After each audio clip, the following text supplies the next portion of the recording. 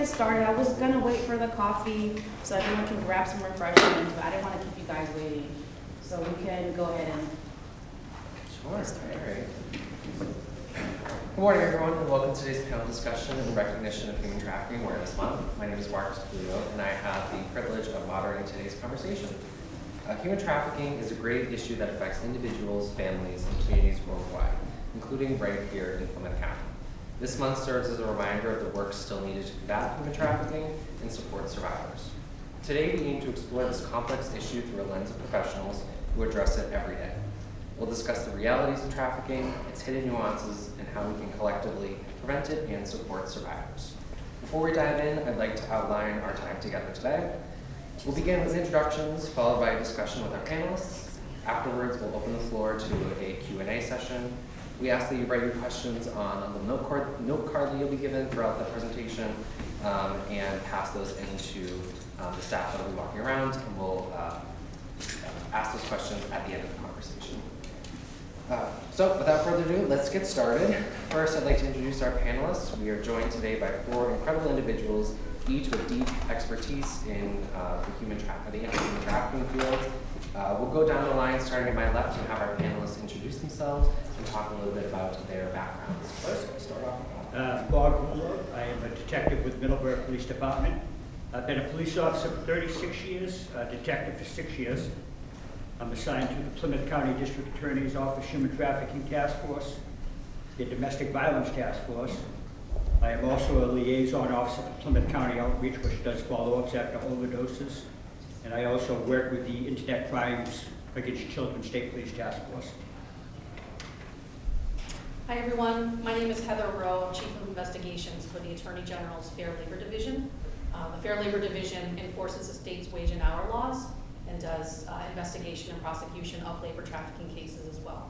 I've been with the office since 2016, and prior to that, I was the chair of the state's subcommittee on labor trafficking after the state adopted its own anti-trafficking statute in 2011. So I've been doing this work for a while. I also just want to note that I have two incredible colleagues here from our office, Assistant Attorney General Karina Valencia and Investigator Edwina Butts. They are out of our New Bedford office, and they work extensively in this area, investigating, prosecuting the crime of labor trafficking, as well as engaging in a number of outreach and awareness activities. So thank you so much for having us.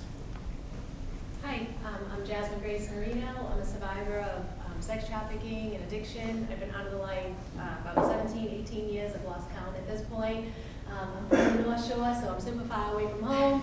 I live in Nashua, New Hampshire now. I have a small outreach ministry, Jasmine Grace Outreach, where we reach women that are vulnerable in drug recovery centers, jails, on the streets, by giving them these purple bags of hope that are filled with toiletries and our information in there so they can call us if they're trapped in these cycles of exploitation and addiction.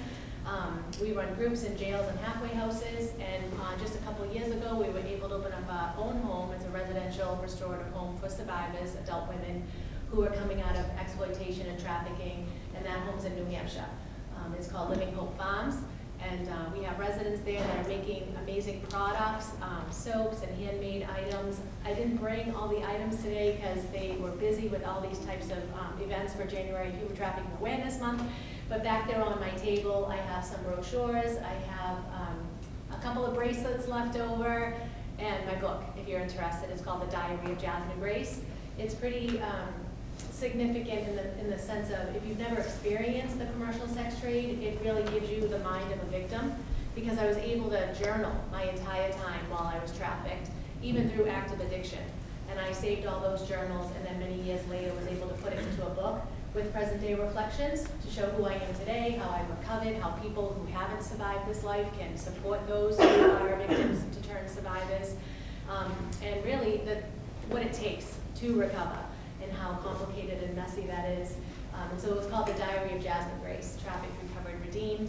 And I have some for sale. And I have my 7-year-old with me because I homeschool. I have 5 kids. And so I homeschool a few of them, and she's the youngest, and we're kind of attached at the hip. So anyway, that's my story. I'm Ashley Goldberg. I'm the CSEC coordinator for the Plymouth County District Attorney's Office and Children's Advocacy Center. I coordinate, when a case comes in, I'll coordinate getting everyone, all the team members together from the different agencies, coordinating the MDT calls, the multidisciplinary calls, so we can kind of form together as a team and help the kiddos. We also run the CSEC task force out of the Plymouth County District Attorney's Office, and put on different campaigns like the poster campaign that's up on the wall over there. If anyone's interested in any of those posters, please see me. We'll gladly get you some and get them out into the community. Thank you to each of you for being here today and for the really important work that you do. Let's transition into our main discussion now. I'll start with a few broad questions about human trafficking, and as the conversation progresses, we'll get into some more nuanced topics. So first, and to nobody in particular, anyone who would like to answer, although everyone would like to hear from each of you for this question, how do you define human trafficking, including and beyond the legal definition? Well, to me, it's a person meets somebody they trust, they fall in love with because of a situation they were in, and that person tells them how much they love them and all this, and they kind of suck them in. And then it gets to the point where, well, if you really love me, can you do this for me? And then it continues and continues until that victim is now, I don't want to do this anymore. Now he switches from love to fear, and that person cannot get out, and he has them trapped. To me, that's what the whole human trafficking thing is. I think in the labor trafficking space, it's also premised on false promises. Nobody willingly walks into a situation and to be trafficked and to be exploited through their work. They are coming in thinking that they've been advised of or promised this amazing opportunity. They may have incurred debt in order to quit from their families, in order to take a job, come to the United States, go to school, work, make money to be able to send back money, or even, you know, domestic workers as well are trafficked. And so it's the issue of the employer restraining an employee so that and exploiting their labor. And unlike what Hollywood portrays, we say that labor trafficking really doesn't, it's happening all around us and it's happening in plain sight. And what makes labor trafficking so difficult to identify is that there's nothing inherently alarming about someone working, right? That's what people are supposed to do, have jobs and work. So the fear, like in the sex trafficking space, that is the employer definitely has the employee in fear based on any kind of vulnerability, be that a documentation status or an addiction or anything of that nature. But unlike in Hollywood, where it really doesn't materialize as someone jumping out of a dark shadow and grabbing someone and throwing them in the van, and now they're labor trafficked. People are promised things that don't materialize and then come to understand that they are being exploited, and their vulnerabilities by the employer is what keeps them in that situation. Yeah, kind of go down the line. I think based on what they said, I obviously agree, but I also just want to add, it's like an exploitation of a felt need, right? So like I have a felt need to be loved, to be in community, to have basic needs met, right? And traffickers can see that a mile away and then exploit it. And then once you're in, like he had mentioned, it's almost like being in a cult, right? It's in the brain.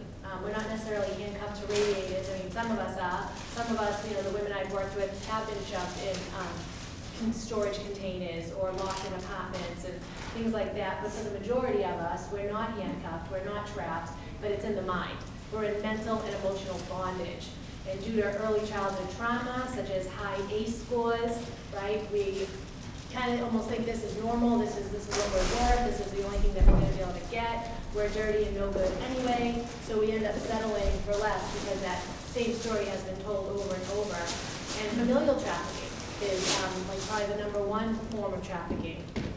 And I work with women in their 30s right now currently who's being trafficked since she was 10 by her own father. And still in that situation, she works in a school during the day. She has an 8-year-old son that's in that school as well. But anytime the father or the other partner calls or texts her, she goes right and does what she has to do. Why? Because she's in mental and emotional bondage, and she's in extreme fear for her life and her son's life, right? Because of the threats and the violence, etc. I would say with the kiddos that I'm working with, we're seeing the trait of value. You know, there's always something that they need, something that they want, and that need is not being met by someone in a healthy relationship with them, so they're looking for it elsewhere. And we're seeing a lot of cyber, and so, you know, they're exchanging things like game credits. And there's things that they feel that they need to get by, and some of them it's for housing, it's for food, it's for, you know, that shelter, and, you know, they play off that need of love and, you know, what they emotionally need to get what they physically need. And so it's that exchange of those physical things as well. Thank you, and that's a really, I want to highlight something that Heather said, it's happening all around us and in plain sight, which is why we have conversations like this, and we try to have these conversations in every part of the state, because it is really happening everywhere. I want to hone in on one thing that, you know, we're having a very broad conversation here, talking about human trafficking, we're addressing adult survivors, child survivors, sex trafficking, labor trafficking. I'm going to direct this question to Bob, but it's open to anyone. Can you talk about the difference when we're talking about trafficking in an adult versus trafficking in a child, and kind of what statutorily those elements look like in Massachusetts? And anyone can jump in on that as well. Well, I know working with the Internet Crimes Against Children, I see a lot of it.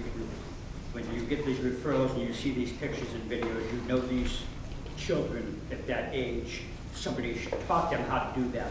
And it's not something an 8 or a 9-year-old knows what to do, you know what I mean?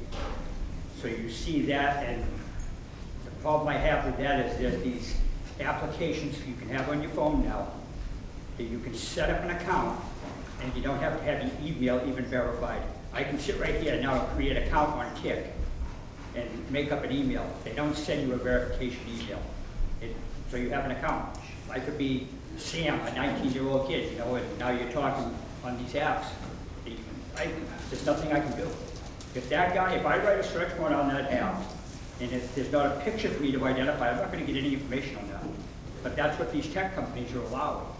Facebook the same way. They're encrypting the messages now, and they say they can't even recover those messages for us.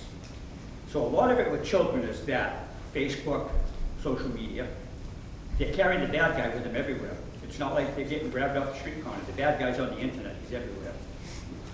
With the adults, you see more advertisements on adult sites, and they're offering services, usually at a hotel. The thing with that is, we're trying to get away from punishing them and punishing more the people that are paying for their services, and the person that probably is behind this, collecting the money and posting the ad. We'd rather get in and get the victim services and take care of the other people, because these are the people that are causing the problem, the people that are paying for services and the people that are doing the advertising for them. So that's the difference I see. As children are more social media, where the adults, you get into the adult dating sites where they're posting ads to provide services. Thank you. Member panelists want to chime in and add anything? Sure, I can chime in about OnlyFans, talk about the apps and the problems. I've even spoken to middle schoolers who have said they have OnlyFans or know someone with OnlyFans. So that's scary, right? That these middle schoolers, like 11 to 13 years old, have these phones, have these accounts, and are on already OnlyFans. So, yeah, they call me Karen, my kids. You ain't raising that mess. App you're talking about, I don't understand. OnlyFans. OnlyFans. So it was created to be an adult app for adults to go on and create these accounts that are subscription based. So you can think Instagram, right? So you know Instagram, right? So everyone on Instagram, you want to be an influencer, right? Especially for a girl, right? We want to be using the filters, the selfies, the this. And Instagram is like, hey, why don't you have all these followers follow you with all your beautiful half-naked pictures, anyway. And then OnlyFans comes and says, why don't you do the same thing? You already take provocative photos anyways, now you get paid for it. So a lot of these young girls from middle school up don't even need traffickers anymore. The internet has become the exploiter, right? So get on OnlyFans, take your half-naked or naked photos, create videos, and then you have a subscriber base who pays you for those videos. But they have direct access also. They know your location. Yep. And they can be closer than far away. You know, they can be like in the next town, in the same town, wherever, and now they can direct message. I want this, I want that, send me this. And you start to feel this pressure.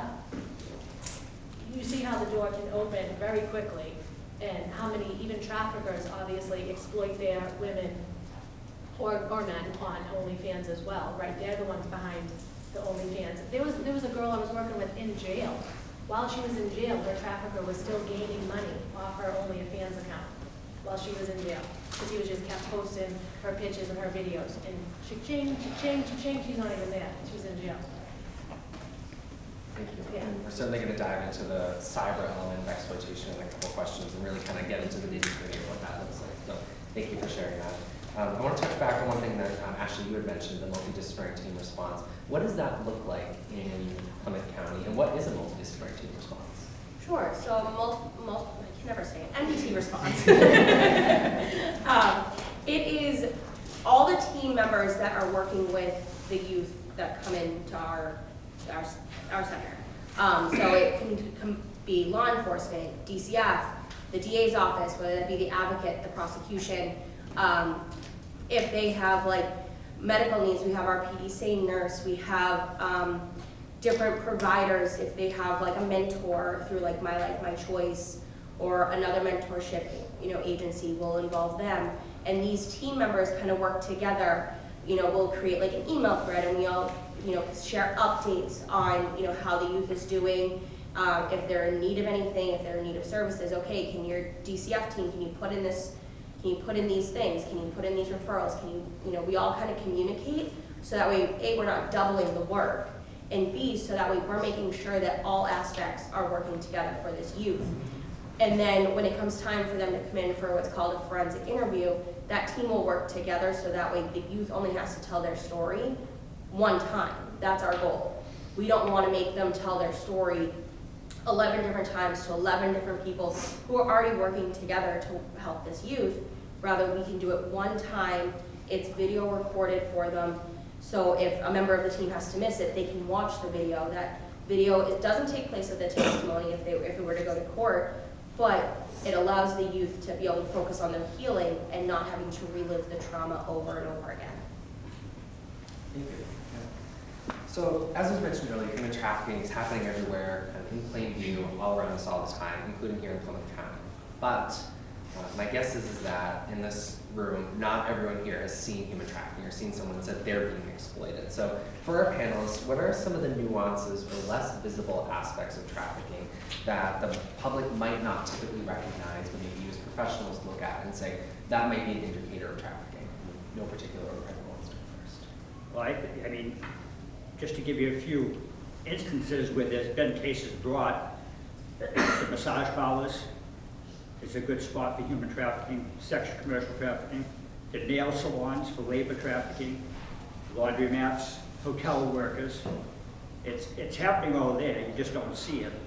And I mean, there are subtle signs that even patrol officers can't pick up on because they haven't had the training. But that's really, it's everywhere. It doesn't matter how rich you are, how poor you are, what your gender is, it doesn't matter, it's happening everywhere. And it's in those spots for both human trafficking and labor trafficking. Yeah, I think one of the things that Bob just touched on is a lot of times you may come across the police may come across a situation where something's happened in a domestic context and there's a domestic worker and there's been a fight and the police are called and they show up and the worker may be saying, I haven't been paid, and the police may, I'm not faulting, but they may just say, oh, this is a civil dispute about, that the worker hasn't been paid. But if they're hearing things like, and they have my passport, right? I don't have access to my passport. That's a red flag, that this is more than just a non-payment situation, an employment situation, and that there may be trafficking going on. And so we actually put together this poster for folks to be able to look at different working conditions, living conditions, behavior,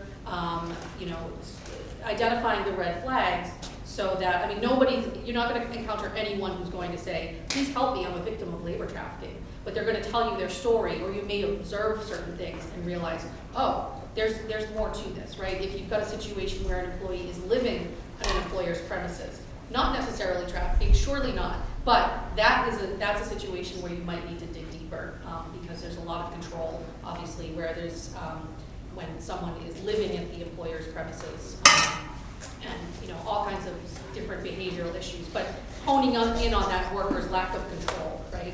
If you don't have any money, how are you going to escape that situation, right?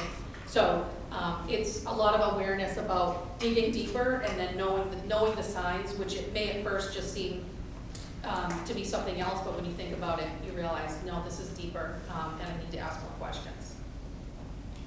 I know when it comes to the youth, we see a lot of like unexplained expenses.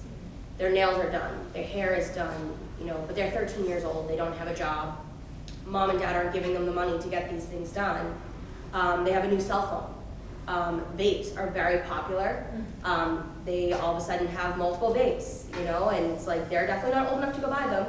So who is giving them to them? Where are they getting these? You know, they have their eyelashes done, or they've got a new pair of boots.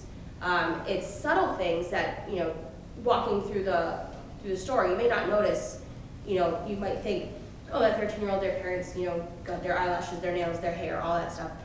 But when you know a youth, and you know, you can start to dig a little deeper and realize that, okay, maybe this isn't mom and dad. Maybe this isn't the guardian. Maybe this isn't a family member. You know, where are they getting the money to do these things and to get these things? And that's usually one of our biggest signs. Yeah, agree. All of it. Thank you. Diving into our next question, we kind of touched on this in our last response, but really to kind of hone in on it. You know, with human trafficking, there is no checklist, right? There's no checklist of indicators that says if all of these are met, this person's being trafficking. If 3 or 5 of these are met, they're being trafficked. But to give the audience here just an idea of what some of those indicators are, if you were to create a list of what those indicators are, what would they be? I think, I mean, on top of what Ashley was saying also, traffickers will have tattoos, and they'll tattoo the girls. It might not be a huge one, but it's something you can look for, like, especially with a 16, 17-year-old that's tattooed. You look for that. You look for changes in they could have been a good student, and all of a sudden their grades are dropping. They're distancing themselves from friends. Every time their phone rings, they have to take off. That's that person controlling them. So those are things you should, I mean, obviously everything Ashley mentioned, but these other things fall into that too. Especially with the tattoos, you know, the controlling aspect, you know, grades dropping, a change in the mental health, you know, problems at home. There's a million things you could be looking for. You can't just pick one and say, oh, she'd be a trafficker. You gotta talk to them. And that's why it's important, I think, for teachers and school resource officers to get more of this training, because they spend 8 hours a day with these kids. They're the ones that are gonna pick up on it. Yeah, it's about building relationship. I agree. You have to build relationship. You have to know the person. You have to be able to know them and build trust. And I believe being a safe person is so important. You can be one safe, supportive person. That's all a victim survivor needs to exit the commercial sex trade, labor trafficking, is that one safe, supportive person, because they can come, they can talk, they can process. And just real quick, right, it's not our job to like rescue, right, and like save, you know, it's really complicated. And they might not fully be able to articulate their whole story or even see the red flags that you see or be ready to exit. But it's just about being like non-judgmental, safe and supportive, and being ready to go along for the ride, kind of thing. It's messy. Yeah, I mean, Marcus, you're right, there's not a checklist, right? And then if all the boxes are checked, then you know, you've got a trafficking situation. But there are the red flags that we've been talking about. We actually, at the Attorney General's office, we developed an app. It's open to the public. It's called Result, which is recognize and evaluate signs to uncover labor trafficking. And it's at www.traffickingresult.com. And you actually you can go through an assessment. So if you come up to a situation and your gut is telling you that something seems off about the situation, you can run through an assessment of the various elements of the crime of forced services. And no, it doesn't say at the end, yes, you found trafficking, you know, run to the police. It just says, yes, there are a number of concerning factors here that your gut is right, and you should consider making a referral to law enforcement or consider, getting the survivor maybe some information if they're ready to exit their situation. So, yeah, but it's around, the things like Bob said, you've got to talk to people because you've got to just hear the story. And you'll hear things like, I mentioned the passport issue or threats, right? If the employer's threatening to call, if you leave here and walk out of, you keep complaining about your pay, if you walk out of here, I'm calling the police, and I know the chief of police, and they will definitely arrest you. You have no rights. Those are the things. Like if you're hearing that or someone's disclosing that, that's potentially trafficking, and that's very concerning. Again, it's just finding out those levers of control that the employer is using to keep a survivor in their situation, their trafficking situation. Ashley, you had mentioned at the beginning that human trafficking to you is the trading of something of value for the sex trafficking, a sex act. Can you talk a little bit about what that something of value may be? I know you had mentioned a few things that can be something, but can you talk a little bit more about that? Absolutely. I mean, it could be money. It could be gift cards. It could be housing, food. We've had cases where it was Takis, which is a snack that kids really like. It could be, like I said, nails, hair, vapes is a huge one. Roadblocks, they have like a game token, that they can use to buy things on the game. That's a big one. Especially with our young boys we see come through. A lot of it's gaming stuff, whether that be like a new Xbox or it could be the exchange of a photo for tokens for that game to go buy things on the app or the game.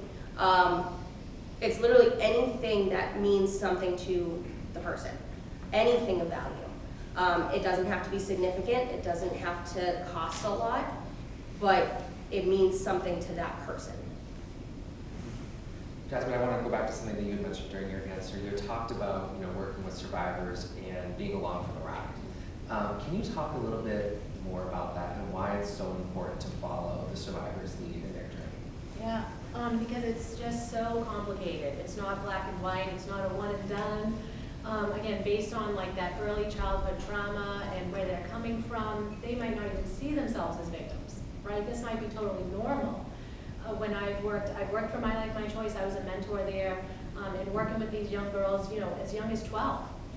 Oh my gosh, and the pressure from culture and society and the movies and the internet, like, they just think this is normal and this is okay, and everybody's doing it.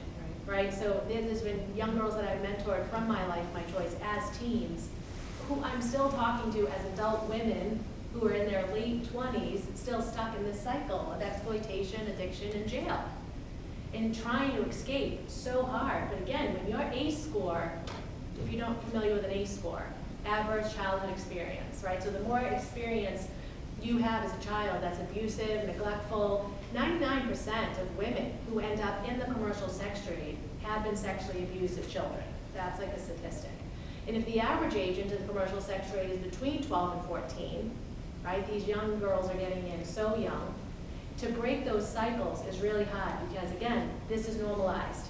This is their self-esteem, this is their work, this is, my father was my first exploiter, they'll say. Or they'll put it together. Wow, my mother was a drug addict and she traded me to the dealer for crack. Or she traded me to the dealer because she couldn't pay her rent. I was 10, I was 12 when my mother did that. You know what I mean? And then they put it together and they're still in their late 20s, 30s, still stuck in these cycles. So that's what I mean about being along for the ride. Sometimes it just takes a long time for these women to be able to fully exit. And so, I say, like, they're still operating that victim mentality. And that takes a long time to become a survivor. Because you have to exit, you have to get stability, you have to do a lot of work and healing. And that's when I believe that survivor word comes into play. And it could take a while. Thank you for that. Quick housekeeping note, I should have mentioned this 3 questions ago. If anyone needs to step out, we do have a clinician on site. So if you want to step in the hallway just to debrief about anything, I know we're talking about a very sensitive topic, so feel free to do so. No shame, please do so. Moving into our next question, we touched on this in the beginning, the cyberspace. Can we kind of move into talking about the cyberspace, not only as a tool that exploiters use, but also that service providers, investigation, professionals use in their job too, right? So technology can both be harmful in these situations, but also helpful. I know, Bob, you mentioned Snapchat and how that's just awful, but how you can in turn use Snapchat to help build your cases. So first off, I can say I miss pages and payphones and pages because it's ridiculous. I've been a cop for 36 years, and this is killing me right here, these phones. You think about it, you guys think of trafficking, and you think it's some guy pulling somebody off the street corner or breaking into your house and stealing a kid. The bad guy's in your house. The bad guy's everywhere this child goes, or if you have a phone, it's there. It's not some dark corner thing. You think of what, as an adult, what you post on your Facebook page if you have one. Oh, my job sucks, this. Now go to the kid. My parents are pissing me off. My boyfriend broke up with me. This is happening in school. There's people watching that. That's what these exploiters use to get into this. That's how they get them. And then they'll start talking, and here we go. Next thing they know, oh, I love you. Can you do this for me? Send me a picture. Well, where do you think that picture's going? Once it's on the internet, it's there. They're going to make money. They exploit you. Well, I'm going to keep sharing this picture unless you do this for me. The problem is, like I told you, that kick messenger. Unless the bad guy has a selfie on there that I can identify him, I'm not going to find anything. Snapchat's one of those things. Yeah, the stuff disappears right away. I can get it from Snapchat, but most tech companies will take a month, 2 months to get back to us. They don't care. So, I mean, by that time, how many more times has this person been victimized? It's terrible. All you have to remember is, wherever that you are as a victim, the bad guy's with you as long as you have a phone and an internet connection. They don't need to break into your house or grab you off the street anymore. They prey on what they see you posting. And kids post everything. So that's how they manipulate that, and then they start a conversation with them. Next thing you know, they're trapped. They can't get out. And as far as law enforcement, there are tools that we can use now. I don't want to give out all the information, but there's facial recognition where I can look at ads and say, oh, maybe, and I'll pull a picture of somebody that I think it might be, and I can upload that picture and they'll tell me. But you can also do that on Google. If you see an image, you can upload it on Google and they'll tell you where else that picture's been seen. So we use that. I mean, there's a lot of technology search ones that we do now. For phones, we can get, just about anything. Think of your health app. What does your health app tell you on your phone? I can write a search warrant and get all that information. I can tell you if you went up a flight of stairs. Technology's good and it's bad. And like I say, some of these companies, like the Kick one, and I'm sure there's other messenger apps, I can sit right here now and make up an email and just make a Kick account. And that's a big one for child pornography right now, is the Kick. I mean, luckily, Kick reports it to the National Center for Missing and Exploited Children, and it gets referred down, and we start working on it. But I mean, trying to keep up with the technology, especially at my age, come on. It's getting ridiculous. And like I said, this is the bad guy. As long as they have an internet connection, the bad guy has access to them. So parents got to keep an eye on this. School teachers have to keep an eye on it. And look for these subtle changes in these kids. And I guarantee if you go to their phone, you're going to find everything you need right there. Yeah, I think in terms of using technology for trying to use it to turn the tables to address the issue, again, we developed our app, which is publicly available, in which we hope that inspectors and police departments and building inspectors at the local level and state level are using that app, which is really positive. They don't have to have a manual, right, a book, so it's just on their phone. Like you said, everyone's got a phone in their pocket, and they can use that. And yeah, for evidentiary purposes, it can be helpful, but we don't want to get too much into that. So we don't want to reveal all the secrets about how it can be helpful to an investigation. But yeah, in the way that it can be harmful, it can also be useful to building a case and getting your evidence. I just want to add, right, so that felt so overwhelming and hopeless for a second. When I was like, I'm a mama, I have kids, and so they are tech companies that do try to protect children online. So if you're a parent or if you have kids that you know in your life, I would totally suggest before you just hand them an open iPhone or an open brand new Google Pixel, whatever, that you can look into the tech companies like Gab or Bark, even CyberDive. They are huge. They are brand new. CyberDive is up and coming, and they're like Bark on steroids. They're even better because they can detect live new photos being sent, like right on time, like right at the moment that it's sent, where Bark will give you a notification a little bit later. So like through the parent dashboard, they just like took it up a notch. So those are my 3 recommendations. Even if you give an iPhone to your kid, you can put the Bark on it, but guess what? There's a million loopholes. Ask me. I've experienced it with my children. All the loopholes, they're way smarter than me. They have way more time than me, and they know how to, get on the app. I can tell you all these stories what my kids have done to me. When I say, no, you can't have Snapchat, no, you can't be on this, and then she finds the loopholes and does it anyway. And sooner or later I find out, it's a big argument, it's a whole thing, I don't care, that's fine. It's parenting in the digital age is like a full-time job. I am probably exhausted, like just from that, you know what I mean? It's really hard, it is very hard, he's absolutely right. Just like what they said, we've seen numerous ways that it can be not only harmful, but it's so beneficial to helping the investigations. But it also, there are so many tools, like Jasmine said, out there to help protect, anyone who uses the phone, especially our youth. We have a long list of resources for different parental controls. Each app has their own controls. Different phones have different controls. Do your research, see what's out there, see how you can help protect those in your home with a phone. So that way, even having some of those controls on your own phone, if you have like you have a 7-year-old, I'm sure she tries to use your phone sometimes. Mm-hmm. Even having some of those, controls on your own phone, so when your kid goes into your phone, okay, they can only play with X, Y, and Z. There's certain things that they can't get into. They can't get into your Snapchat. They can't get into your messages. They are protected even on your phone device.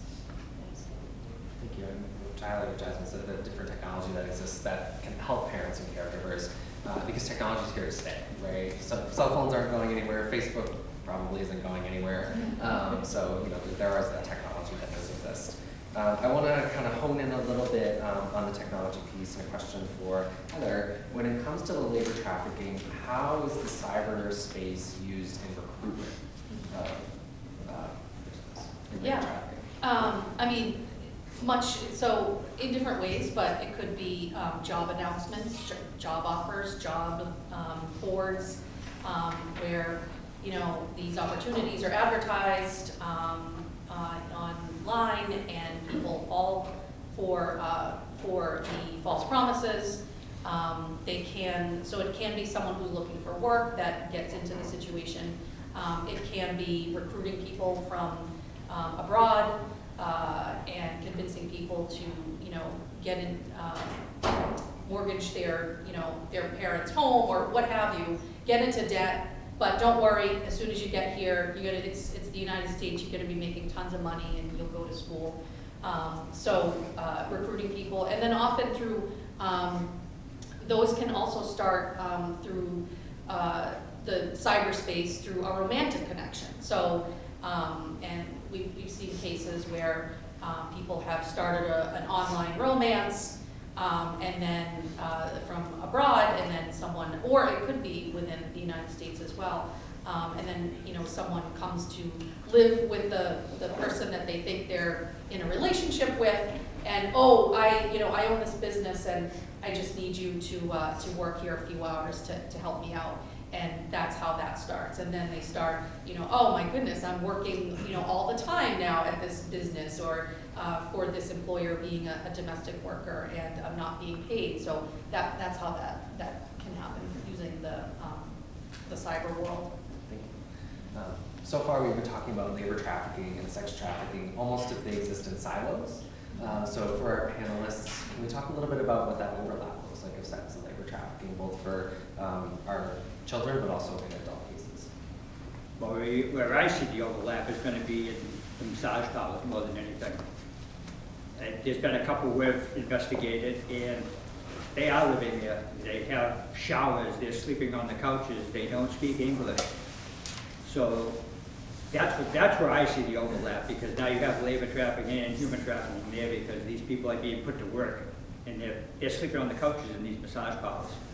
They put a bathroom in there for them. That's where I see it. I believe you, that's where I see the overlap. There might probably be others, as law enforcement, that's where I see it.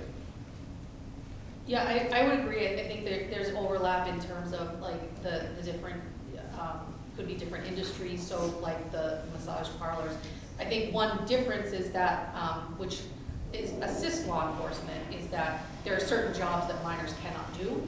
And so if we see that, then there's an automatic red flag that they shouldn't be doing that anyway, and then that may be a tip-off that there's something else going on here, that there is a trafficking situation. So that, but there is a lot of overlap, and there's overlap in the recruitment strategies. It's just, one crime, they're all, crimes, and they're just different shades of that crime, but the same enticement and recruiting methods to get people ensnared. Yeah, I just want to speak on the massage parlor aspect. So when I was trafficked all those years ago, I was exploited in massage parlors, but that was back in the day before the internet became popular. So my trafficker sent me to a legit American brothel massage parlor in Hartford, Connecticut, and then up to Kittery, Maine. They were both in business for over 20, 30 years because they had connections to law enforcement and other people, right? So law enforcement has come a long way, right? There's a few bad apples in the bunch, of course, right? But for the most part, like, especially in Kittery, it was a really organized crime, the way it was all connected and the way it stayed open for all those years, because there was a lawyer who helped run all the legalities, and then the police chief who got paid off, and that's how it stayed open, right, for all that time. But back then, internet wasn't the thing. Do you remember when Craigslist became popular and we had the Craigslist killer? Yeah. And so it becomes sex work, I don't even call it work because it shouldn't be called work, but when women engaging in sex for a fee, and you're in hotels, in people's homes and businesses, it's inherently more violent and dangerous because there's no one at the front desk, keeping things calm and cool. And so this is the thing, today, because of the internet has risen and everyone's being exploited through these online methods and again, hidden in plain sight in homes, hotels, and businesses. We don't really have a street presence anymore either. Like in some cities, downtown Boston, we still got the combat zone, right? You've got Methadone Mile, right down near BMC, where there's all exploitation happening all day, every day, out in the open, or in certain parts of Lynn and Lawrence, Lowell, etc. But these massage parlors you'll see today are all Asian, right? They're all Asian, and we tried to work with these women, but again, because they don't speak the language, they have an immense amount of fear. All their documents are taken away. And there's a huge amount of shame around sexual exploitation, right? Labor trafficking, yes, there is shame. But when you have to engage in commercial sex, it changes you fundamentally. There is something inherently wrong. Like it does deep, deep soul damage because we just weren't designed to have sex with strangers all day, every day. And so especially when you're from another country, you feel stupid that you got lured here, or maybe your family traded you or sold you to come here, or you think you were here to make money and send it all back to your family and you can't, and now they're going to shame you, you're going to be the outcast. It just gets so complicated. And really, you can bust these massage parlors, but all they do is you ask the women if they want services, and because of all these complex reasons, they say no, and then they pop up in another area. And it's almost like this ring right around New England to Flushing, New York. Back in the day, we used to work with Homeland Security, and that's what he would say. From Flushing, New York, all the way around New England, and they would just pop up everywhere. And it's a ring. They don't necessarily operate alone. There's a lot of traffickers involved. It's very complex, it's hard, it's messy. And when the victims don't want services, Along for the journey. along for the ride. Buckle up. I know with the youth we're seeing a lot of forced door dashing.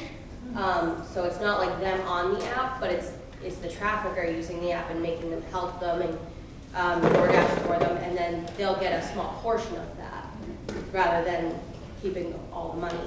I know it's not a legit business, but drug dealing is a big thing with our youth. They'll help, sell weed or sell heroin, and cocaine is popular with them. They'll help sell those drugs, sell things like vapes. It's a lot of the under the table businesses, not so much as, the big companies, because like Heather had said, they can't get those jobs, they're minors. So it's a lot of the behind the scenes work. Yeah, back in the day, it used to be magazine selling. You ain't know it, now you're door dashing. That's right, you used to send young kids in groups to sell magazines and all those things. Now they got them doing DoorDash. I can't, I just like it was a light bulb moment for me. We kind of touched on this, talking about the shaming and the ACEs that go into ACE scores for people who are enter the trafficking situations, and it was mentioned earlier, kind of the Hollywoodification of trafficking, as I kind of like to call it. Can we talk about kind of the different stigmas and misconceptions around trafficking, and how those stigmas and misconceptions ultimately hinder individuals from receiving the support that they, in most cases, really need? I think if you want to think back 40, 45 years ago, domestic violence, the stigma to that was something that happened in the house, law enforcement didn't get involved. Well, as time progressed, look at the efforts now that are put into domestic violence to put an end to that. 10, 12 years ago, addiction, overdoses, oh, no. But as it progressed and more upscale people started getting involved with that, then it became a big issue, and what did we do? All of a sudden, we put all these efforts into helping overdose people. And we do that, and I think it's great. But you think domestic violence, overdoses, what else can that lead to? Human trafficking. Why are we not putting the effort into the human trafficking like we did to domestic violence? If you saw the laws we have now on the books to take care of domestic violence, why don't we do that for these people? Why don't we have a system like Plymouth County Outreach has for overdoses? As soon as somebody overdoses, you enter that person. We are out there within 48 to 72 hours offering them services. What about when we identify a human trafficking victim? Why don't we have something like that so we can get out there and notify our partners that this is a potential problem? The stigma's there, just like the old domestic violence victims. They were afraid to talk about it. It's the same thing for human trafficking victims. Probably more so because of what they're going through. I mean, with addiction, mental health issues, everything going on with them, they're afraid to come forward. And you need people that are willing to step up like they did for domestic violence and overdoses. I think that's what we need. There's a lot of embarrassment and shame on the part of people who have been victimized by poor services, in feeling like, how could I have been duped? Why did I believe this? Again, nobody walks into these situations willingly, but there is, for some people, a level of being embarrassed if they borrowed money from their family, or they were expected to send money home and now can't. And so to have to realize that that it wasn't what they had signed up for. Many survivors feel a lot of shame and embarrassment, which obviously they should not, because they have been victimized. But there is definitely unfortunately a stigma that many people feel, and often prevents people from coming forward and getting help, even if they get out of the situation because they're just so ashamed at having lost money, or been so misled by somebody.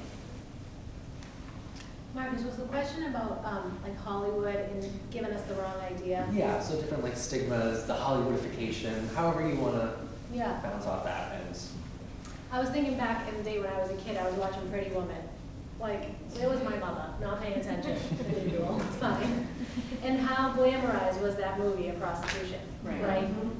I'll tell you, my 8 years in the commercial sex trade, Richard Gere never showed up in a Lamborghini with a string of pearls.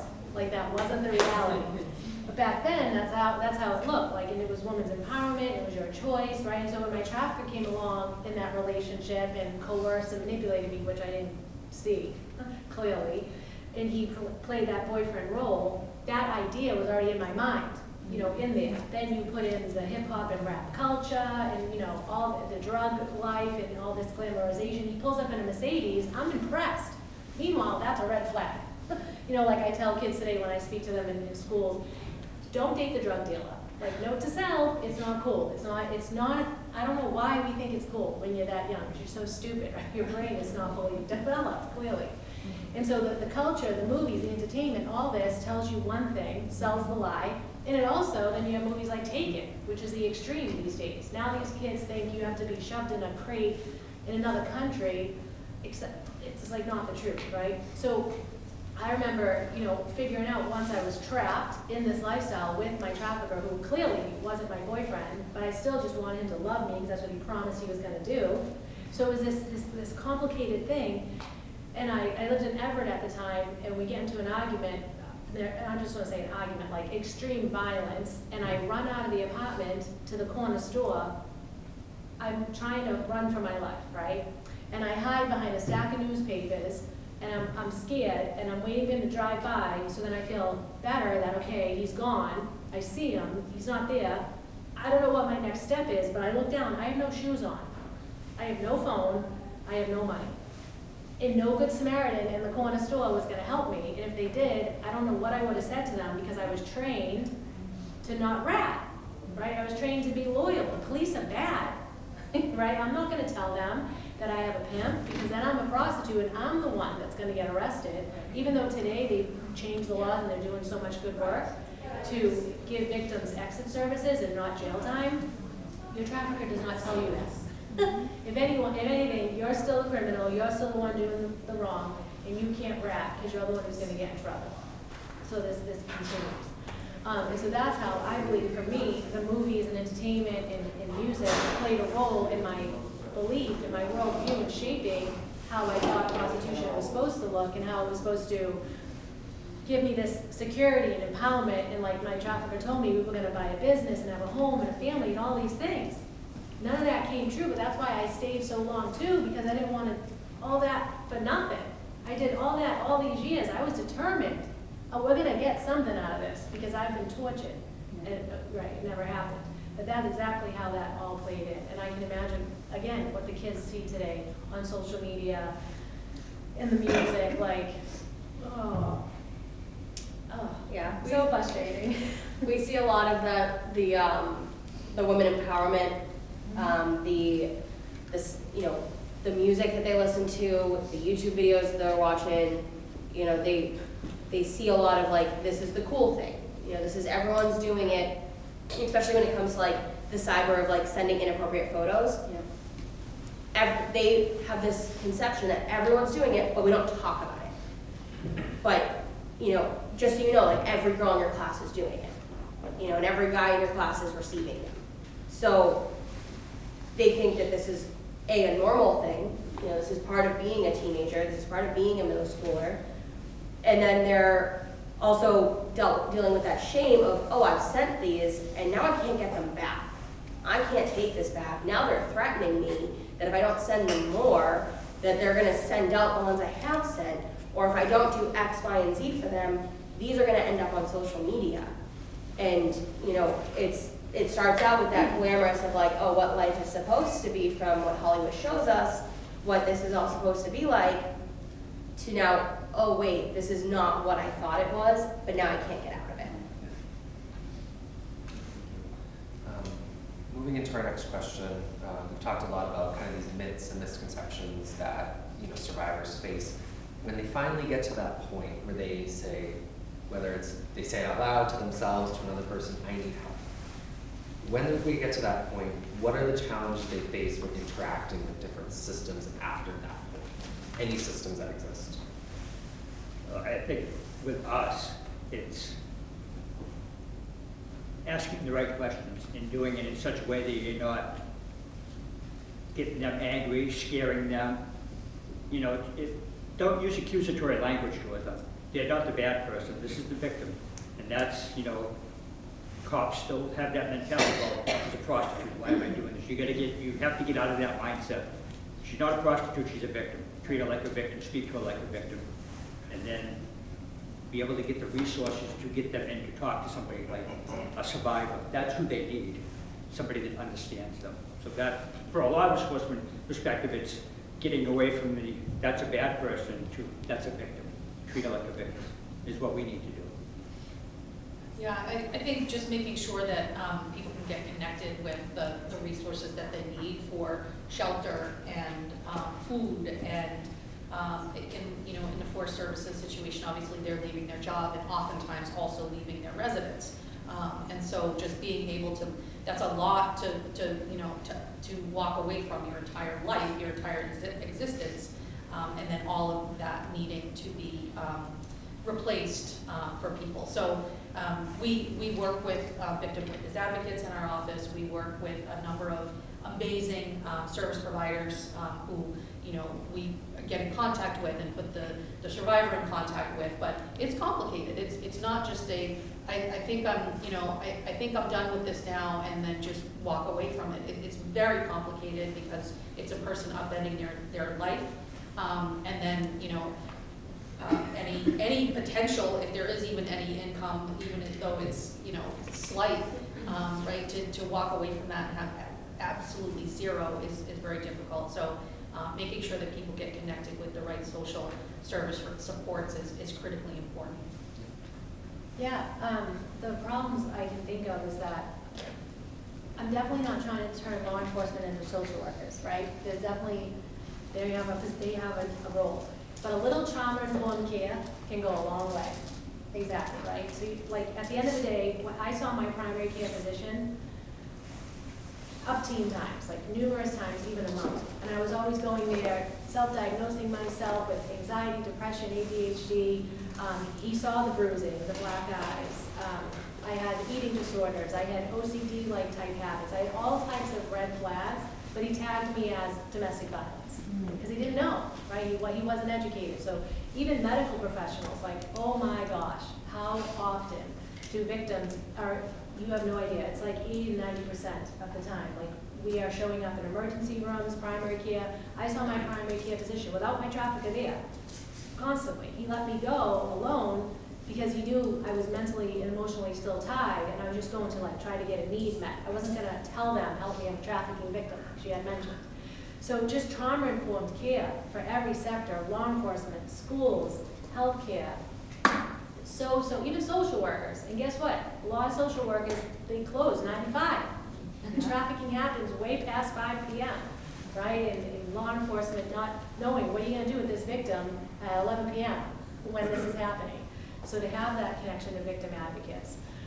And just remember that, you know, mercy always triumphs judgment. There's a lot of stigma and judgment around. Again, like, especially being a woman, there are so many males, like, it's, you know how stigmatizing it is to, like, say the word prostitution, right? Like, you know, who are you gonna say to a doctor that you barely know, I'm a prostitute? Like, that is not gonna come out of your mouth, and you don't have the language to call yourself a sex trafficking victim. Right. You just know what you've been engaging with is prostitution. And you know how many heterosexual males I talk to that are in substance use treatment that have also been commercially sexually exploited due to their drug addiction? Big time. You want to talk about shame, how they can't even talk about that and talk about what they've experienced due to their drug addiction because they're so ashamed that they've engaged in commercial sex as heterosexual males. Wicked hot. I'd say one of the biggest frustrations that we see coming from the youth and their family is the hurry up and wait process. It's like when things first come to light, so many things happen at once. And it's like go, go, go, go, go.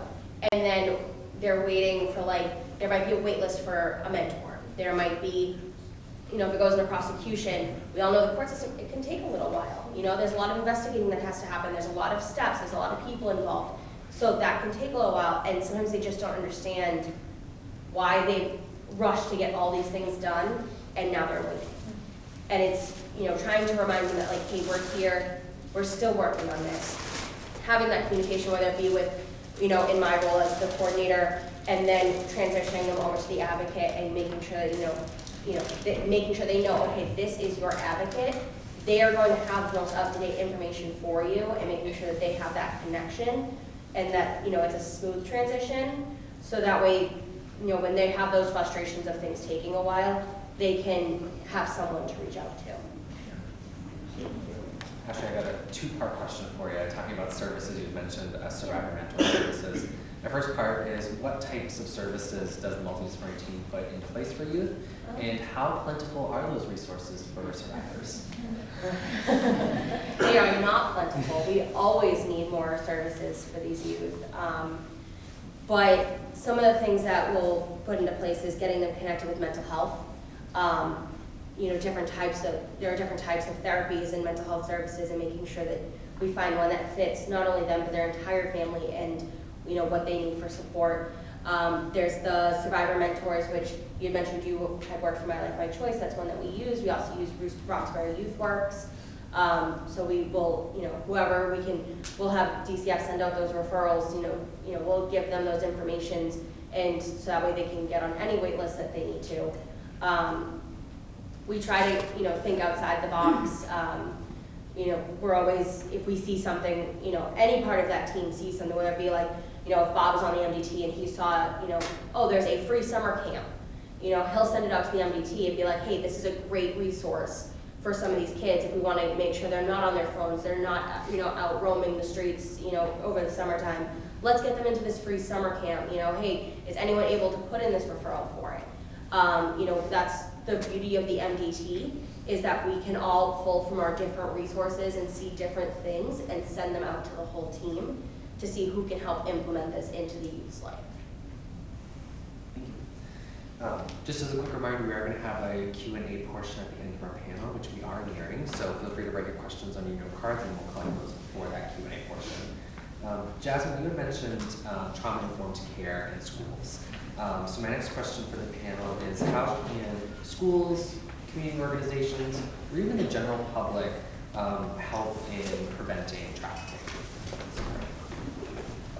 I think you need to engage more like you do with domestic violence and drug addiction. I think the community needs to reach out to legislators and say, hey, look, we need shelters, we need homes. That's our biggest issue right now for domestic violence victims, human trafficking victims. They're full. We need shelters, we need housing.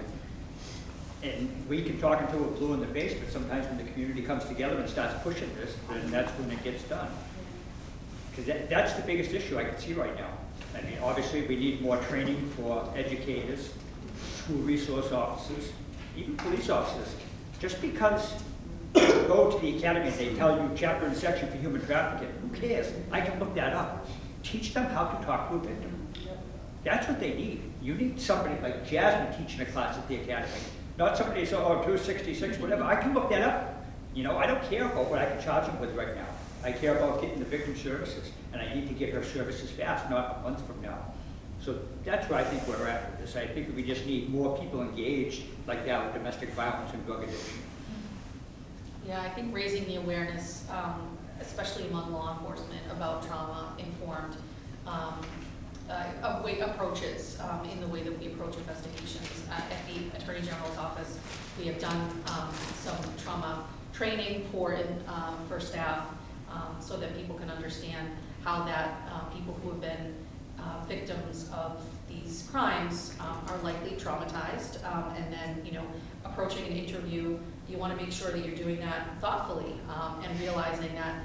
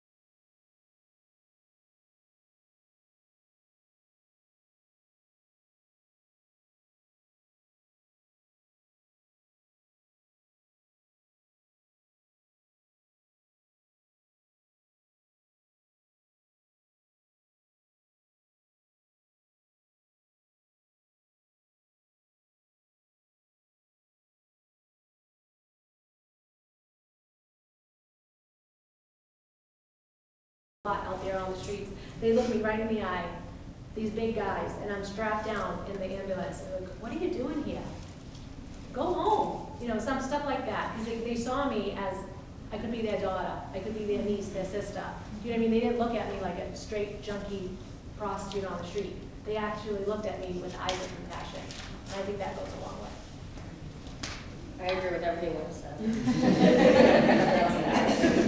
Thank you. So to conclude our panel, we've been talking a lot of heavy stuff. And I want to end on a question that hopefully inspires everyone a little bit. And I know it can be kind of hard to look for the positives, but what is something positive in the anti-trafficking movement that you have noticed over your time involved in it? Well, it's definitely come 100% better than what it was 6 years ago. I mean, just with the DA's office starting the task force, like for a lot of us, I didn't know. I had no clue. It was a prostitution thing and a job thing until I got on this task force and realized what was going on. So I think we just need to continue more like this with more training, more services, you know, to get the victims and survivors help is what we need to do. Just keep on this path, but make it better. Yeah, I think that the level of awareness is encouraging. It feels like it's taking a long time, but it is taking hold. I mean, look at this. You know, there's people that came out on a freezing day in January to learn more about this, and I think that's tremendous. So I think the awareness, because everyone needs to be aware of the crime and what to do about it. It affects so many people, and it is happening in Massachusetts that I think, you know, unlike sex trafficking, where, I mean, we're all consumers, right? We are all consumers. So, but unlike sex trafficking, where you can choose not to buy sex, we are all consumers who go to restaurants and get our hair and nails done, and go to hotels, and maybe have contractors come to fix our homes. And we may be unwittingly coming across people in a traffic situation. So people with an awareness of what trafficking looks like, you know, or if you're a health inspector who's doing a restaurant inspection and you look in the back of the house, or we actually had an inspector from a fire department in Bristol County who made a referral to us because there was an alarm that went off in a business. They went, it wasn't a fire, but they noticed a whole bunch of mattresses and hot plates and children's toys in a manufacturing facility, and that made no sense. And so they called us and said that this makes no sense, and we said, you're right, it doesn't, let's check it out. But that it takes the awareness and knowing that if you come across these issues, take a minute, make a referral. I think that's very encouraging on this front. For me, what I've seen, I've been in the anti-trafficking movement about 12 years, and what I've seen is that women are coming in self-identifying. That's big. For these women to come into social work, DCF, mental health facilities, primary care, emergency rooms, and they're actually saying, I'm a victim of trafficking. I've been sex trafficked. That's huge. We've come a long way. And also, law enforcement has come a long way in coming alongside and supporting and actually going after the criminals and not the victims. So those are the two things that I've noticed. I've noticed the want for more trainings. You know, people actually wanting to come out and learn and, you know, be informed and learn how to help the victims and the survivors. You know, we had a bunch of trainings this past year that we had through a grant that we were able to do throughout the county, and just seeing, you know, people after the fact are like, you guys need to do more of these. We want more of these. You know, my friend, my coworker, my neighbor, we all need to come to these. We need to learn more. Just seeing that thirst for the knowledge of the problem is really hopeful in that, okay, the more we talk about it, the more we get the word out there, the more people we educate on this, the better we can help people. And that's really positive. That's why I like ending on a happy note, right? You feel like we got this, right? Well, I want to thank all of our panelists for sharing their insight. We're going to move into our Q&A portion now. I got a couple questions from the audience, but if you have questions during the Q&A that you think of, feel free to write them down, and they'll be collected and passed up to me. So first question, I'm going to aim this one at Jasmine, because you had talked about this a little bit, but it is open to anyone who would like to. Oh, more, wow. Okay, perfect.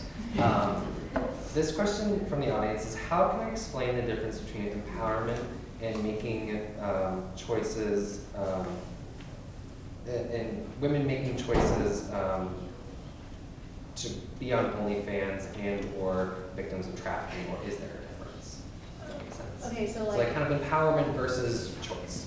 Oh, it's just, I can't correlate, like, it's a false sense of empowerment, right? Like, that's not real empowerment. Going on OnlyFans, going on different websites, even again, if you don't have a trafficker, it's not real empowerment, because at the end of the day, it does deep, deep soul damage. It is not what we think it is. And it just opens the door. It's just a slippery slope into this darkness and this insidious and this violent, inherently disgusting place. Like, and I'll tell you, at first you start to think, I'm gonna pay my way through college. Like, I can't even tell you how many college girls I've spoken to on college campuses who, before the internet again was super popular, older men would put flyers in college campuses looking for sugar babies. Like, and these young, naive girls think, it's just dinner, it's just companionship. Okay, what's gonna happen sooner or later is there's gonna be an exchange here. Nothing's for free. He's not gonna take you out to dinner and keep you as arm candy and then expect nothing in return sooner or later. So like, it's this slippery slope, it opens the door. And that is not real empowerment. And at first you start to think, I'm gonna pay my way through college. I'm gonna buy myself a fancy car and get my broke butt off my parents' insurance and do all these things and have all this money, but that's not what happens. It gives you the commercial sex trade gives you a false sense of power, a false sense of security, and a false sense of comfort. And as quick as that money comes in, as quick as it goes. When this goes for strip clubs, online, any type of way you try to maneuver the commercial sex trade, as quick as it comes in, as quick as it goes, and you experience an immense amount of trauma, period. Oh. I'm done. It's a passionate complex about that. question. Yes. Does anyone else want to add? I just want to add that, you put the picture out there to make money when you're 2021. It's on the internet. It's not going anywhere. That's going to be there when you're 80 years old. That picture is always on the internet. So think of it that way. If you just didn't make money off that, it's there forever now. So your grandkids can see it maybe. You know what I mean? So it's there. It's not going anywhere. Thank you. The next question is going to be for Heather and Bob, and I know you have certain limitations on what you can share publicly, but this question from the audience is, how complex is it to catch and prosecute trafficking cases? Online, I can research a lot of things online. I can see where the ads are being posted. I can set up surveillance. I could make a phone call and meet with the victim, not to make any criminal charges, just to go in and talk with her, get her services. Check the parking lot out in the hotel. Is there somebody sitting out there collecting money? Who's the room under? I know I've had a couple at Middleborough where the level 3 sex offenders rent the room for the girls, so you know something's going on. But there's different people coming in. Talk to the hotel people. These people, when this person shows up, there are a lot of quick visitors, half hour, 40 minutes. Is there a guy renting a room here that doesn't stay the whole night? There's a lot to do. It's all surveillance and watching the internet. It's finding time to do that, but the ads are there for me to research, and I can research it by my area, so you know what's happening. So it's time-consuming, but it can be done through the technology. And with other technology, if you have, like I said, there's facial recognition technology I can use, that you can find stuff. You can look, but the goal is to get the person responding to the ad and the person receiving the money, which is usually not the victim. It's usually somebody hanging around that could be bringing them there or dropping them off. Yeah, in the forced services, labor trafficking context, our investigations have increased over the years significantly. I think much of that is due to the awareness that we've engaged in, a multi-year outreach and education campaign about labor trafficking specifically, because I think if even people hear the term human trafficking, if they even know what that is, they immediately think sex trafficking. And oftentimes people don't realize that there is also labor trafficking is human trafficking as well under the law. So catching it, We do get referrals, we do get people who realize that they're being trafficked and are coming forward. But again, it's really difficult to uncover labor trafficking situations just out of the blue because there's nothing wrong about seeing someone working.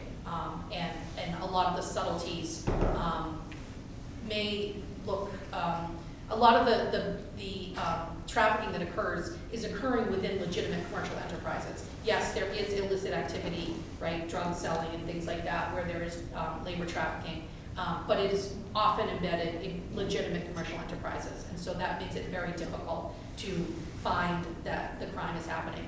How difficult is it to prosecute? We're doing it, but these can be challenging cases to put together. As I had just mentioned, we do take a survivor-focused, what the survivor wants is very important to us in how we resolve a matter. And a lot of times, the survivors do not want to participate in a criminal prosecution because that is a lot of time. You know, this doesn't happen quickly. Someone mentioned, right, it takes a long time to get through the courts. These things don't happen overnight. It takes months, it takes years. And many people are just like, I just want out of the situation. I want to get the money that I earned, and I want to move on with my life. And if that's a resolution that works for them and works for us, then we're not going to ultimately end up charging and prosecuting for labor trafficking. We're going to work to get that person the restitution that they are owed, the money that they earned. These are not gifts, and letting the person move on with their life. So prosecuting is difficult, but we're doing it.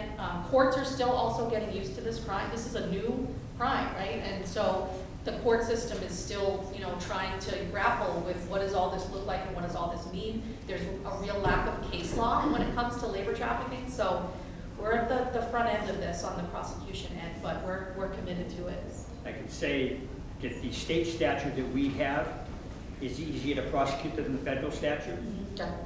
There's a case right now that was out of Plymouth District Attorney's Office that's currently at the Mass Supreme Court waiting for a decision. So we're getting answers, but it's a 5-year minimum mandatory anybody convicted of human trafficking in Massachusetts. So one of the audience questions actually asks about the law and legislation on the books. Can we expand upon that a little bit and talk about what Massachusetts has on the books to combat trafficking? Well, it's the human trafficking statute is the one for trafficking. It's a 5-year minimum mandatory. It's easier to prove than a federal crime. I can't recite the whole law to you right now. But you think of the other things, child pornography, which Massachusetts still calls it child pornography. They're trying to get away from that because it makes it sound like the child is willing to do porn. Right. It's called now CSAM, child sexual abuse material, but Massachusetts law hasn't caught up with that yet, so under Mass law it's still child pornography. You have that, you have all the different sexual assault cases that you can prosecute that could come with human trafficking, because they're not doing this willingly. They're being sexually assaulted every time they're being trafficked. So there's all kinds of laws we have. That human trafficking is the one that's the human trafficking to prove that they're using it on people that own the massage parlors, is where they're hitting a lot of people with that. With, like I said, that is a 5-year minimum mandatory jail sentence. Yeah, the 5-year minimum. Also, I just want to mention too, what's great about the Massachusetts statute is that in the labor trafficking context, we can charge businesses for the crime as well. So not just individual traffickers, but a business we can charge, and that can be a fine up to $1 million actually under the statute. But that's a really powerful tool because businesses benefit from trafficked labor, and we believe that clearly the legislature, by passing this law, believes that that's important to recognize, and that businesses should be held accountable for profiting off of exploited labor. This next question, it's a tricky question. It's about numbers and stats. And it's tricky because, as we talked about, human trafficking exists in the public but also in the darkness, right? It's happening all around us, but how can we get an accurate count? So I'm going to ask this question. If anyone has any insight into it, I think it would be greatly appreciated by the audience. The question is there any estimated number of victims, both for, or including for youth, adults, labor, and sex, both in Massachusetts and nationally? So it's like a 6-pronged question there. But any sort of insight into stats around trafficking? I pulled up something online yesterday. And it says, social media, common venue as traffickers have used these platforms to gain insight into a person's life. In 2020, the hotline identified a 125% increase in reports of improvement into trafficking through Facebook and a 95% increase with Instagram compared to the previous year.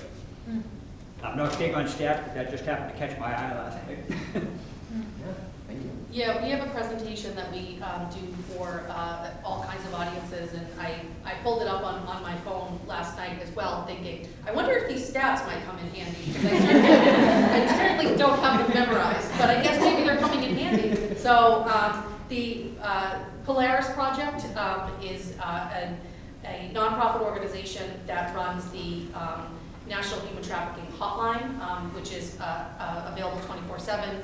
And they are really the only national statistics that we know of that exist. And so from 2007 to 2021, nationally, they have identified 10,359 cases of human trafficking.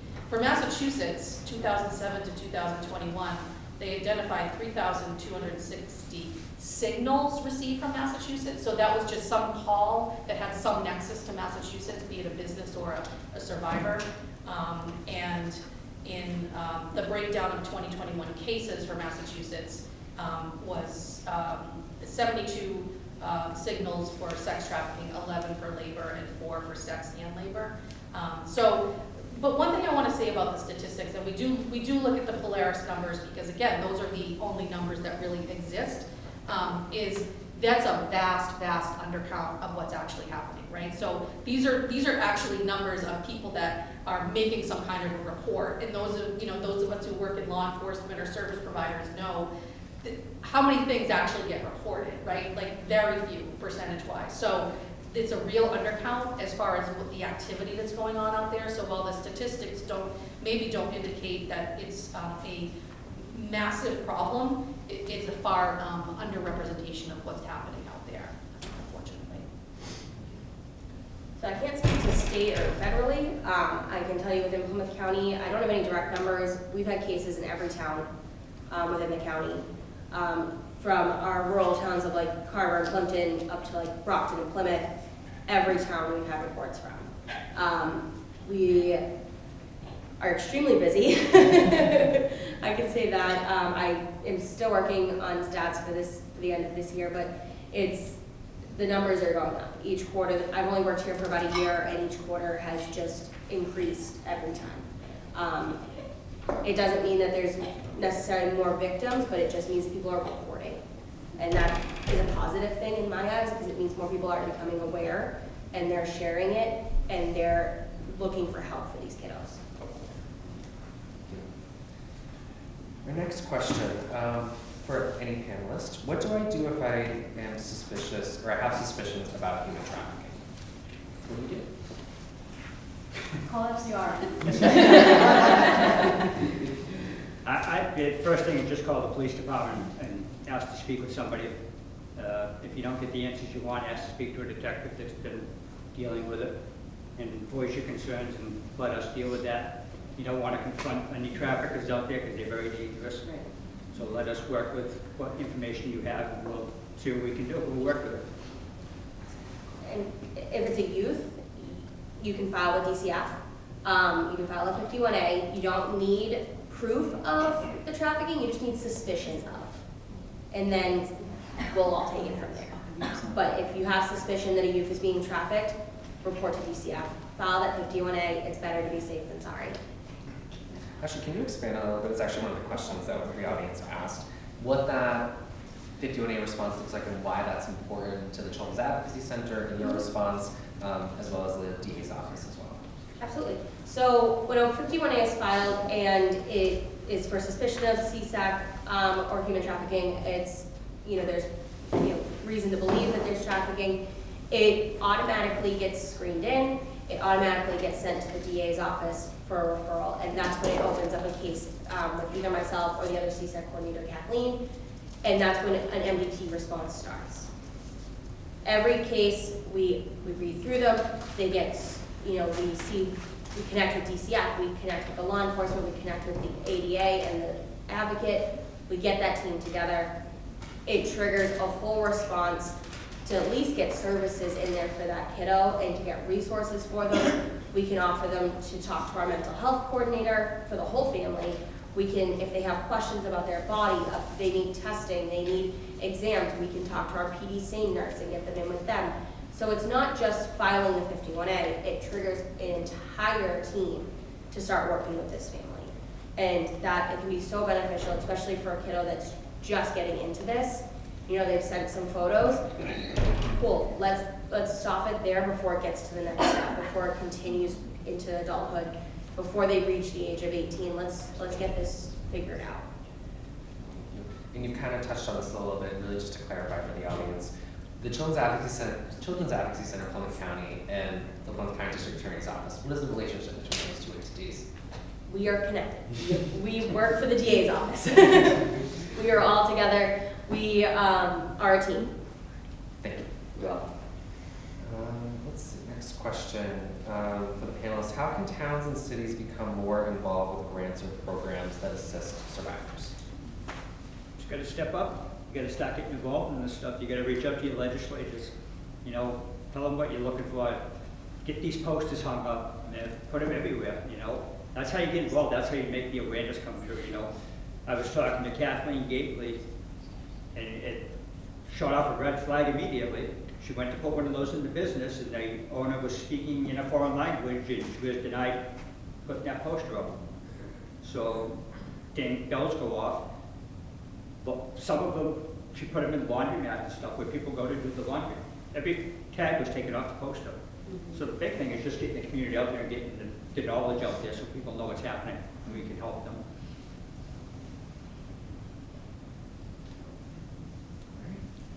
Our last question, two-pronged question. What can, an audience member asked, as someone in higher education, how can they become more aware of students if they are victims of trafficking, and what prevention strategies should be implemented for survivors? I think education at all levels is necessary. So educating our youth and educating college and people that are in higher level educations, having the information available to prevent and talk through what is trafficking, where is it existing, how is it, impermeating all of our aspects of society. Like, it just, especially teachers, are the best people to talk about it and host these kind of events and classes and conversations. Yeah, I would say teachers are a tremendous resource in general, but also just, if teachers notice that they have students who are falling asleep in class, well, is that because they worked all night, right? And oftentimes these teachers have great relationships with students, and they'll talk to the teachers, and if that information gets disclosed, we would want the teacher to talk to us and let us know that and make a report. So I think an awareness, also truancy issues. So if you've got a school has enrolled minors who are not coming to school, why are they not coming to school? Are they working?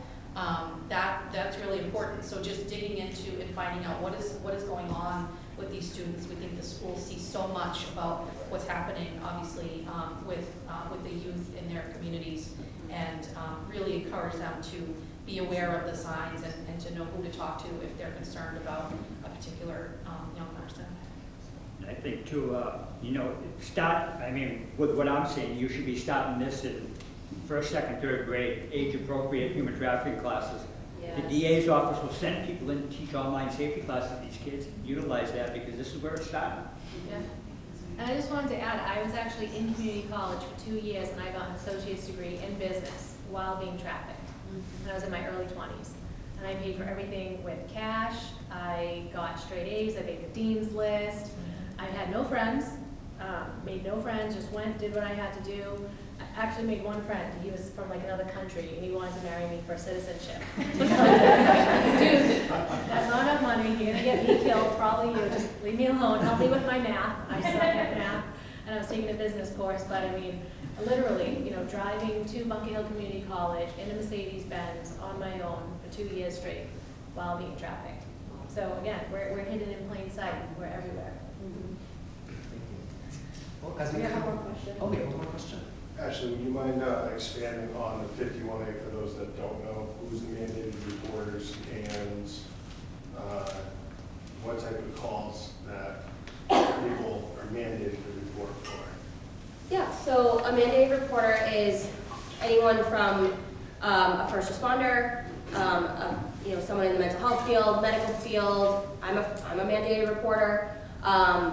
Most people are considered mandated reporters, depending on their field of work.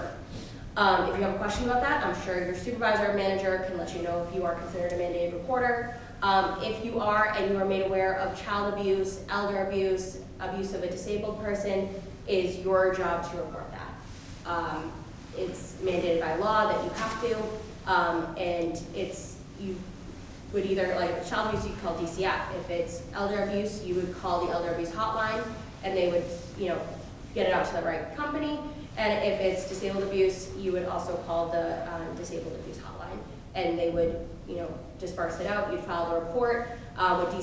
With DCF, they ask that a written report also be faxed over within 24 hours, so that way they can make sure they have all the information correct, and that would trigger an investigation.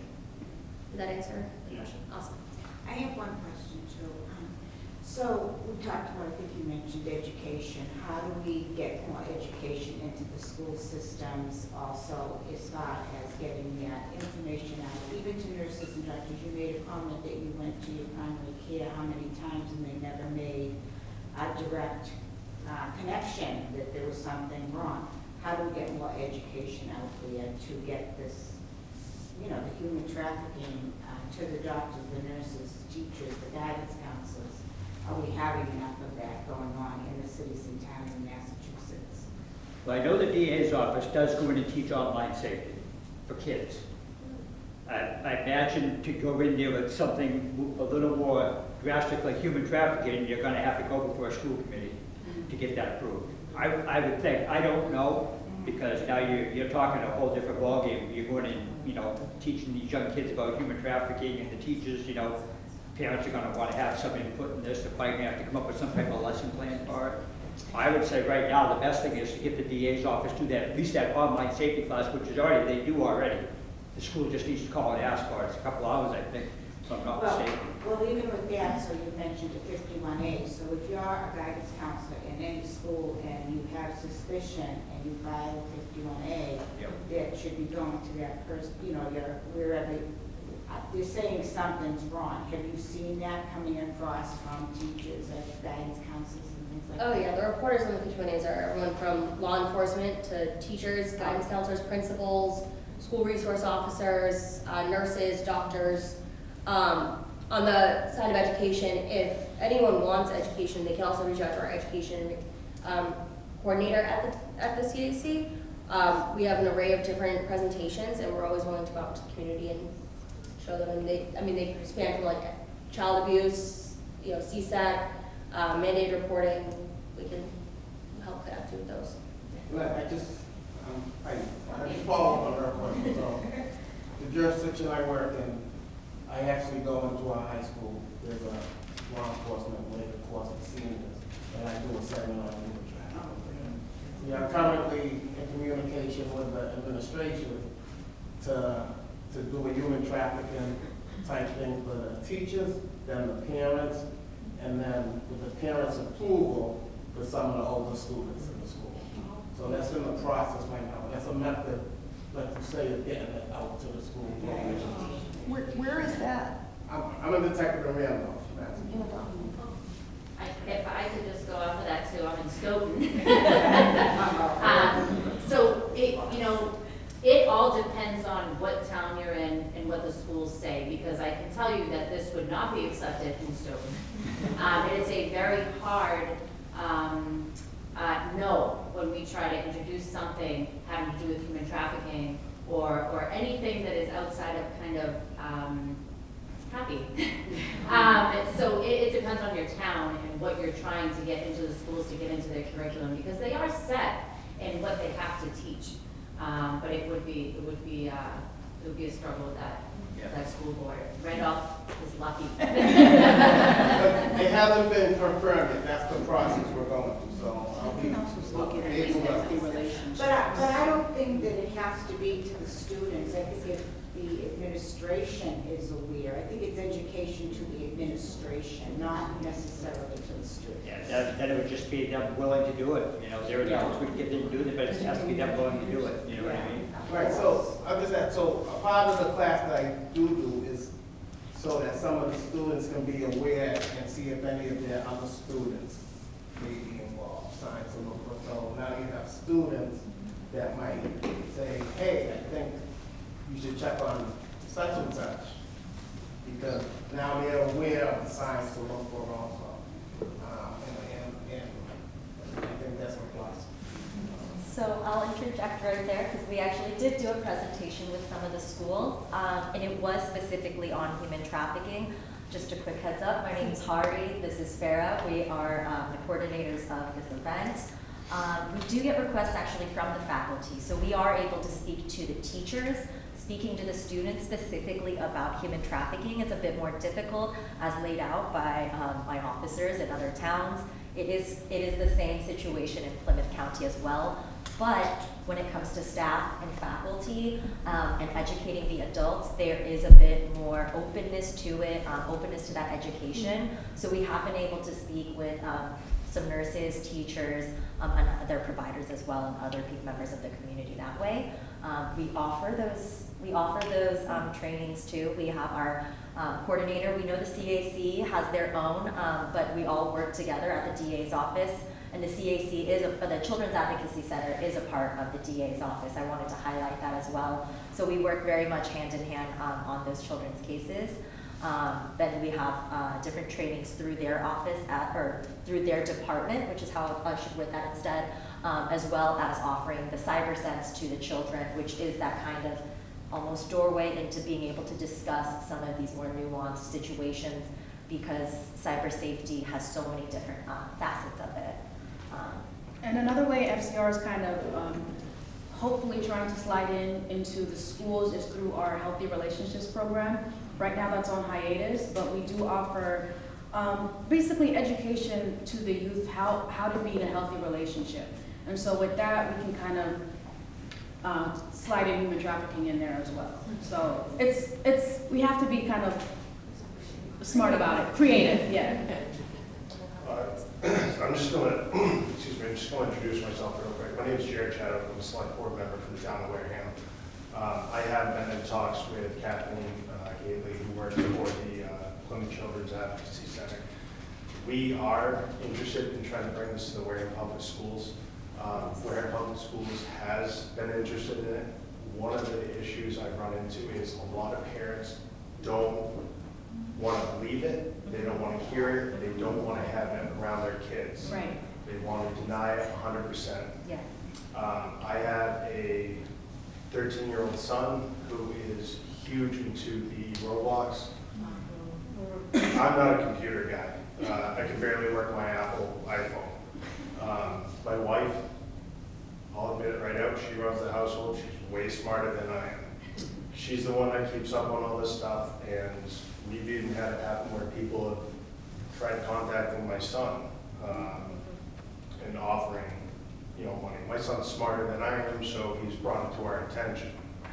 So I just wanted to inform you guys, we are trying to do something like this for Wareham. Yeah. I just want to offer another suggestion. I run a small grassroots nonprofit, and we work primarily with sex survivors in Uganda. However, when I was based in Medfield, we ran a small offshoot, and we worked with the local high school as a club, raising awareness. Jasmine actually came out and spoke. We would hold outside of the school. We would hold awareness events, and the club itself learned. We did a number of programs. That was a way we were able to get around it in Medfield. The school wasn't going to agree to anything. We weren't ready to go to the school committee. We didn't have a curriculum. to do any training at the time. This was maybe 10 years ago or so, 8 years ago.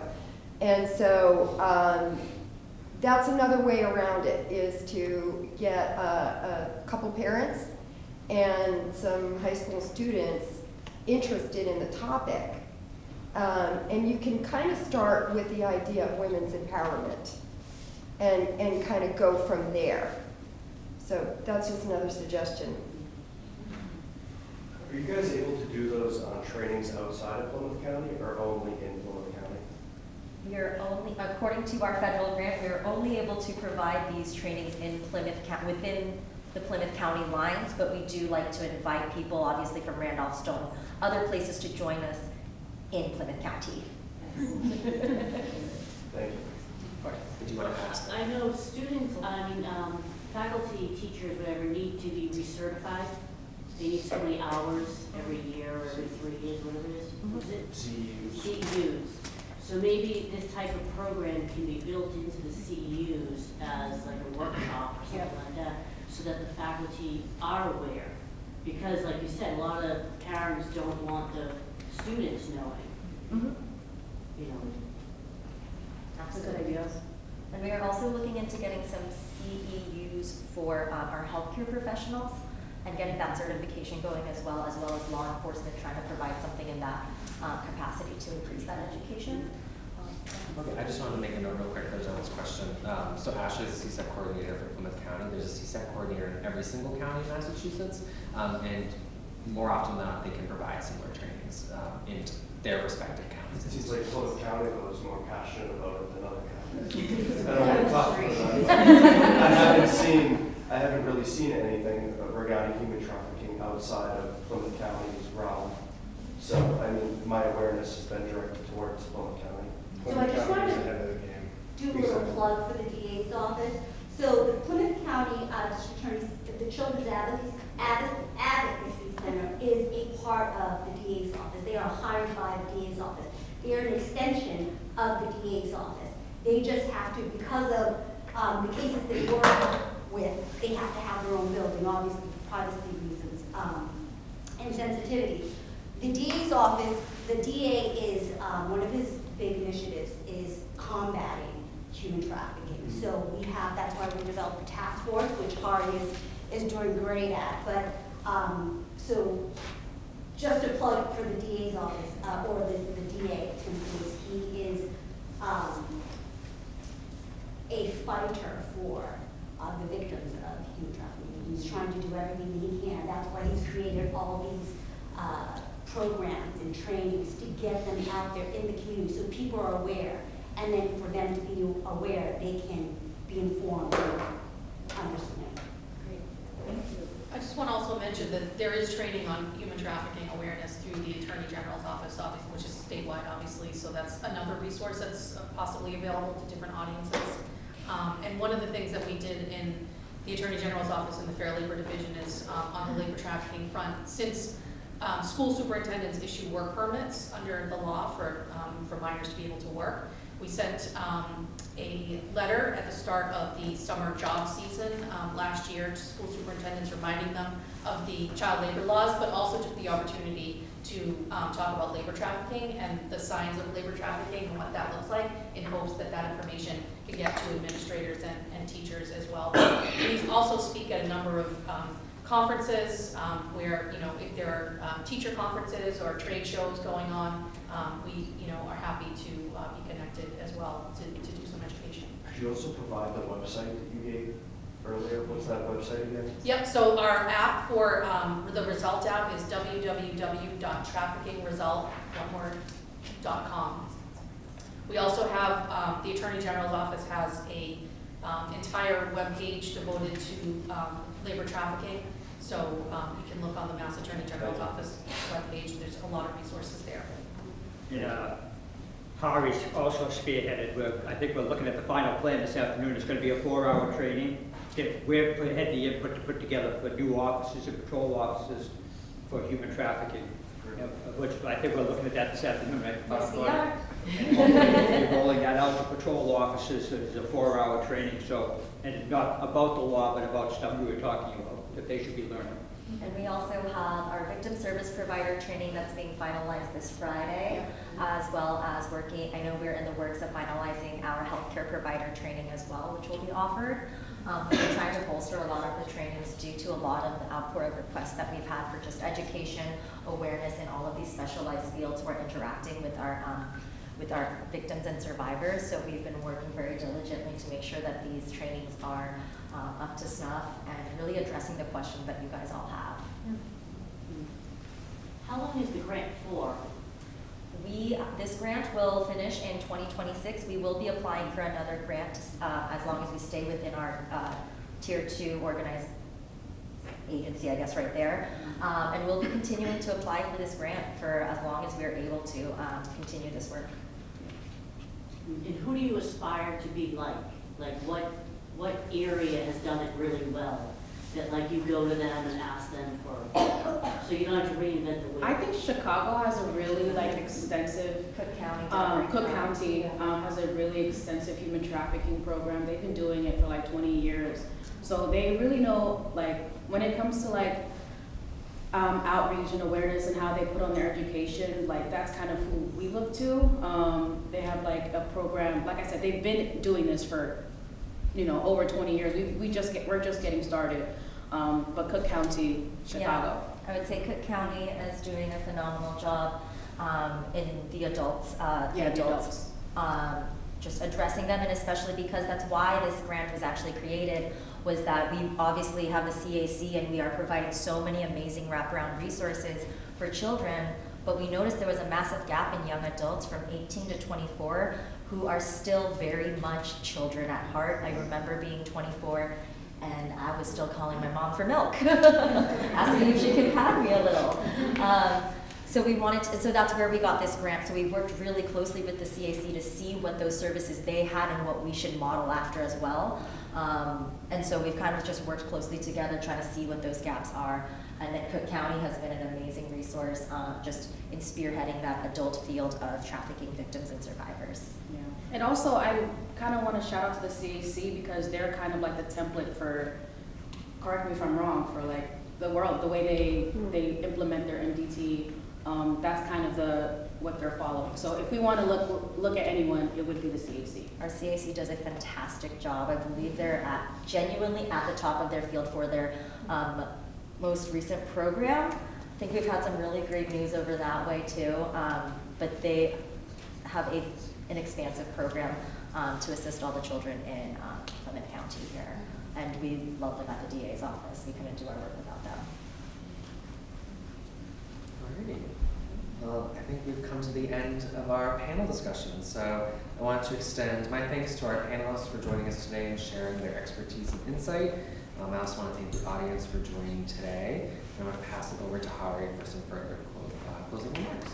Perfect. Well, thank you guys all so much for coming in here today, listening to our panelists, getting an understanding from each of them. They all have really unique experiences and they offer some insight in their own ways that kind of bring us together. And that's why that multidisciplinary task force that Ashley had been sharing about, that's also something that our task force embodies, because bringing everyone here from every single perspective helps us give a better understanding of what's really going on, because they help fill in the gaps for each other as well as for us, but they're also able to connect. We have stronger resources this way, and our reaction to these types of crimes can be that much more fluid and streamlined because we have active resources, we know where to go, and we know who to refer people to. And speaking of referrals, that's where Farah comes in. Yeah. So if you guys have any concerns or if you feel like you know someone who may be experiencing trafficking, 18 or over, reach out to Family Community Resources. We have flyers here.